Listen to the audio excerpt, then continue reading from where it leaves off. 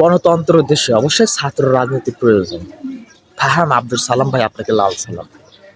উনি গতকালকে একটা স্ট্যাটাস দিয়েছেন, উনি সুন্দর একটা রাজনীতির একটা স্ট্যাটাস দিয়েছে।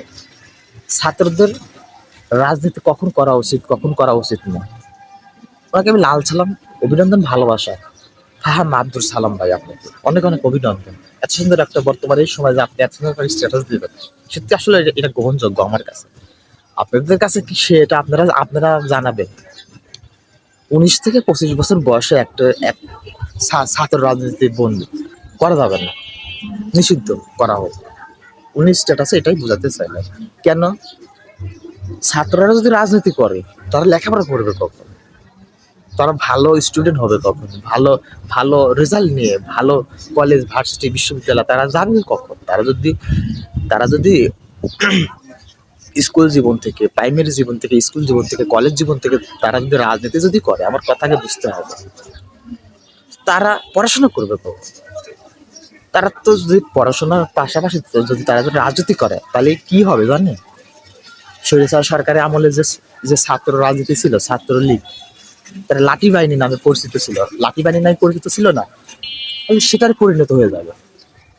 কারণ পড়াশোনার পাশাপাশি যদি তারা রাজনীতি করে, তারা বিভিন্নভাবে মাদকাসক্তি, নেশার প্রতি, দুর্নীতির ভিতর, বিভিন্নভাবে অপকর্মের ভিতর তারা জড়িত হয়ে যাবে। ইউ আর রাইট, আপনি সাপোর্ট, অনেক অনেক ভালোবাসা।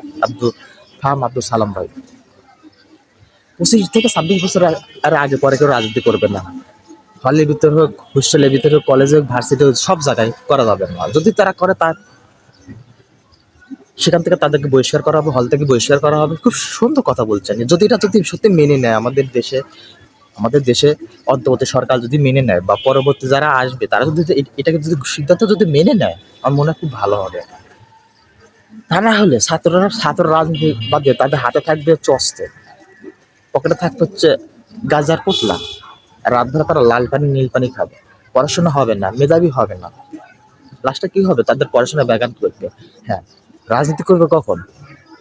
রাজনীতি করবে পড়াশোনা শেষ করে, যখন অক্সফোর্ড বিশ্ববিদ্যালয়, তারপর আমেরিকা, বিভিন্ন বাইরে যে শিক্ষা প্রতিষ্ঠানগুলো আছে সেখান থেকে তারা লেখাপড়া শেষ করে এসে বাংলাদেশ থেকে তারা লিডারশিপ লিডারশিপ নিয়ে তারা রাজনীতি মাঠে নামবে। তখন একটা দেশের সচেতনমূলক রাজনীতি হবে, দেশের মানুষের পক্ষে রাজনীতি হবে, দেশের মানুষকে ভালোবাসা, তাদেরকে ন্যায় প্রতিষ্ঠা, তাদেরকে বিপদে আপদে তাদেরকে বাংলাদেশটার সোনার বাংলা রূপান্তর করা, এটা কিন্তু লক্ষ্য হবে। কারণ পড়াশোনা বাদ দিয়ে কোনো কিছু করা সম্ভব? পড়াশোনা বাদ দিয়ে কোনো কিছু করা সম্ভব? কোনো কিছু সম্ভব না। অতএব এখন যদি তারা এই অল্পতেই তারা যদি রাজনীতি ঢুকে পড়ে, তাদের রাজনীতি ঢুকে পড়ে, তো তাদের পড়াশোনা ব্যাঘাত ঘটবে। তো ফাহাম আব্দুল সালাম ভাই, আপনাকে লাল সালাম। এত সুন্দর একটা সিদ্ধান্ত দিলেন, এটা যদি সত্যি যদি গ্রহণযোগ্য হয়, গ্রহণযোগ্য হিসেবে যদি বিবেক বিবেচনা করে যদি এটাকে যদি গ্রহণ করে, আমার মনে হয় অত্যন্ত ভালো হবে। এই জন্য আমার ভালোবাসা আপনার জন্য থাকবে।